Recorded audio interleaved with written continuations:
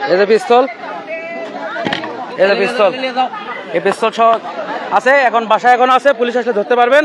আমরা উদ্ধার করে রাখছি, প্রশাসনের কাছে শাসন করতেছি, আপনারা দ্রুত চলে আসেন। এই যে বেজরা দক্ষিণ পাড়া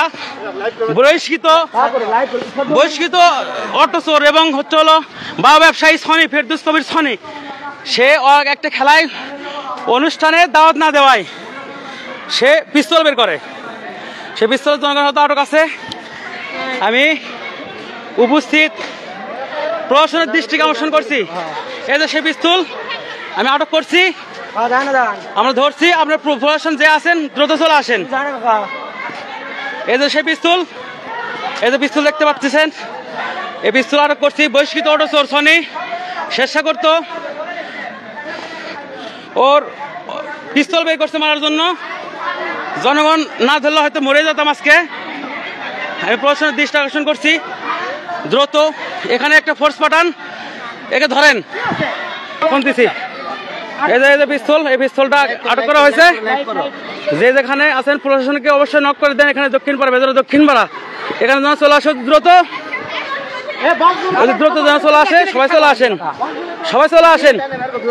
বাবা ব্যবসায়ী সনি ফেরদৌস কবির সনি, সে একটা খেলায় অনুষ্ঠানে দাওয়াত না দেওয়ায় সে পিস্তল বের করে। সে পিস্তল জনগণ হয়তো আটক আছে। আমি উপস্থিত প্রশাসনের দৃষ্টি আকর্ষণ করছি। এই যে সে পিস্তল আমি আটক করছি, আমরা ধরছি। আপনার প্রশাসন যে আছেন দ্রুত চলে আসেন। এই যে সে পিস্তল, এই যে পিস্তল দেখতে পাচ্ছেন, এই পিস্তল আটক করছি। বহিষ্কৃত অটো চোর সনি চেষ্টা করতো ওর পিস্তল বের করছে মারার জন্য। জনগণ না ধরলে হয়তো মরে যেতাম আজকে। আমি প্রশাসনের দৃষ্টি আকর্ষণ করছি, দ্রুত এখানে একটা ফোর্স পাঠান, একে ধরেন, একে ধরেন, একে ধরেন, আমাদের জীবন বাঁচান। এই যে ফেরদৌস কবির সনি কয়েকদিন আগে অটো চোরের ডিবি পুলিশ ধরে নিয়ে গেছিল। সাবেক বহিষ্কৃত স্বেচ্ছাসেবক দল নেতাকে অস্ত্র সহ এই যে পুলিশ আটক করছে। এখন নিয়ে যাচ্ছে, এখন নিয়ে যাচ্ছে।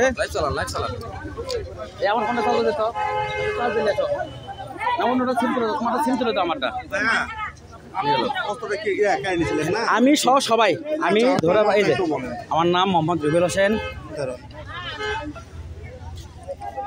অস্ত্র সহ ধরে নিয়ে গেছে। দেখা যাক কি হয়।